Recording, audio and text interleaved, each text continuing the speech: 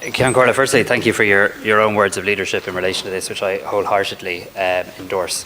Last Wednesday, with the Taoiseach Minister Ryan, we announced that Ireland was recognising the state of Palestine alongside our partners in Spain and Norway.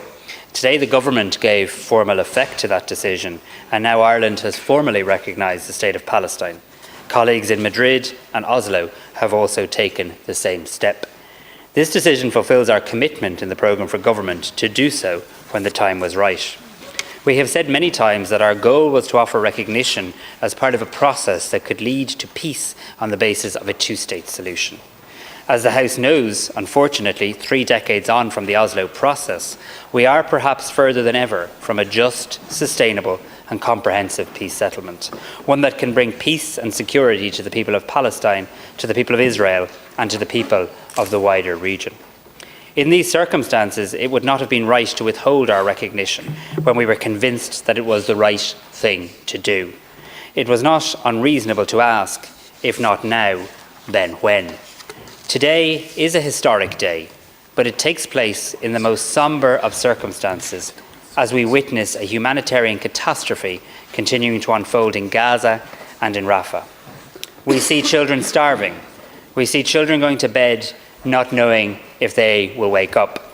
And we see that new despicable trend where every now and again an event of particular horror takes place, and the Israeli Prime Minister then apologises for the tragic mistake. As I've said, April's tragic mistake was the bombing of aid workers providing food to starving Gazans. May's tragic mistake was the bombing of displaced children, parents and families who had fled to a designated safe zone in truly apoplectic scenes. What will June's tragic mistake be? And more importantly, what are we all in this world going to do to stop it? As I've consistently said, there is an onus on every country and on the European Union to use every lever at our disposal to bring about a ceasefire. It is no longer enough just to condemn. It's no longer enough just to be repulsed. That's why I welcome the decision of the Belgian presidency to convene a meeting on the EU-Israel Association Agreement.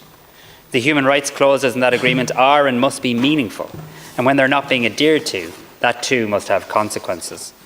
We need to look at all the levers at our disposal to bring about a cessation of violence before Netanyahu's next tragic mistake. Formal recognition of the state of Palestine here today is an act of powerful political and symbolic value, and I hope it sends the Palestinian people a message of hope that in this their darkest hour, Ireland stands with them. It is an expression of our view that Palestine holds and should be able to vindicate the full rights of a state, including self-determination, self-governance, territorial integrity and security, as well as recognising Palestine's own obligations under international law. Generations of Palestinians have endured occupation, dehumanisation and humiliation. In today's West Bank, we see an extreme form of Zionism fuel settler violence and appropriation of land, illegal actions that largely go unchecked. In Gaza, since last October, we have seen tens of thousands die, many of them children, many more suffering life-changing injuries.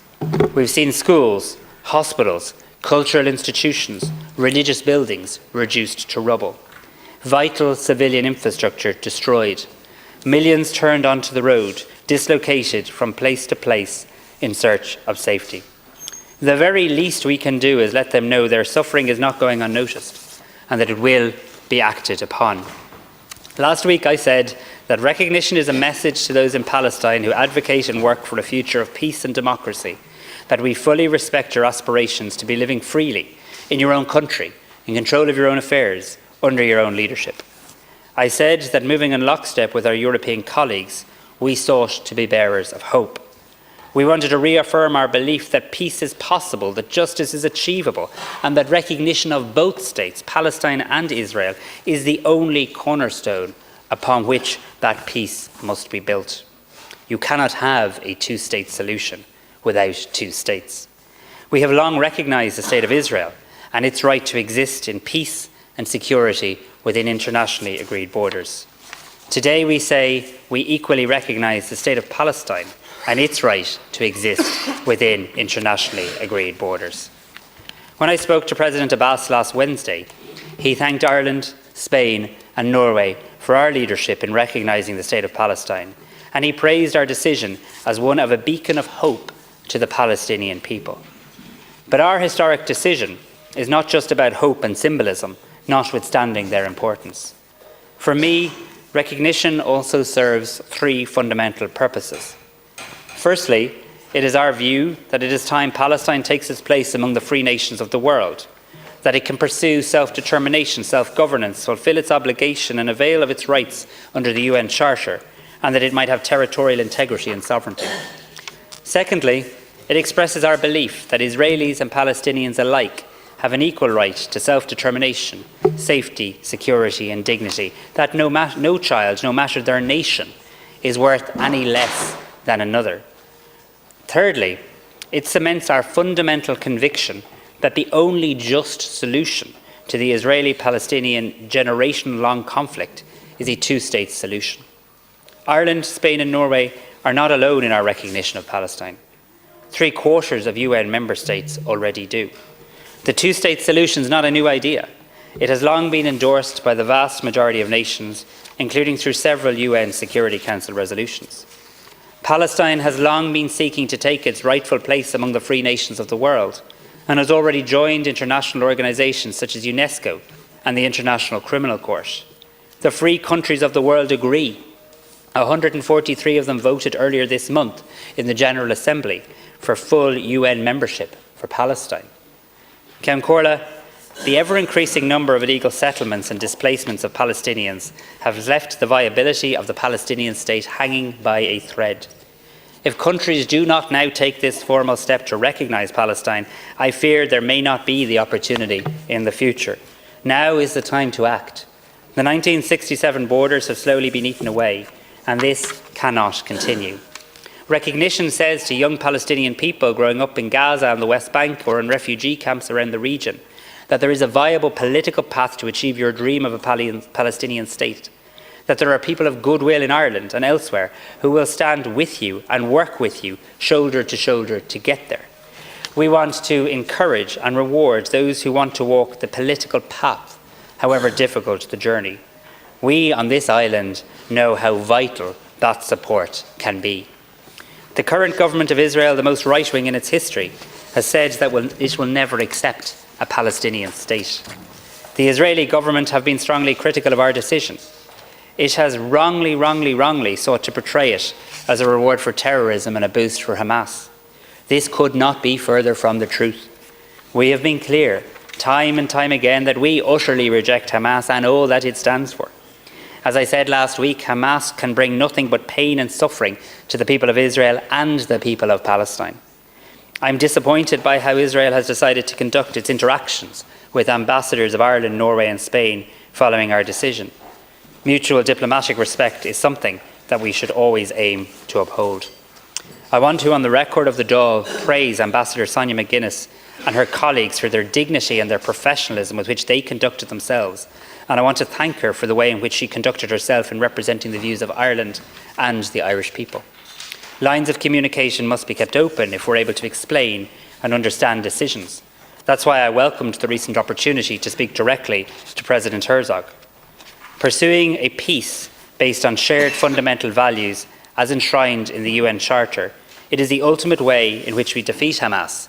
It's how we defeat evil terrorist ideology and those who share that way of thinking. And let me be crystal clear once again. Ireland unreservedly condemns the despicable actions of Hamas on October 7th. We cannot begin to understand the immense pain and suffering of those held hostage and the families who desperately wish to see them returned to the arms of their loved ones. But recognising Palestine does no harm to Israel. We wish nothing for the people of Israel but security, peace and friendship. But that's what we wish for the people of Palestine too. We're obliged to speak up when we think others take the wrong path. We've long called for an immediate ceasefire, the release of hostages, urgent and unhindered access to Gaza for humanitarian aid.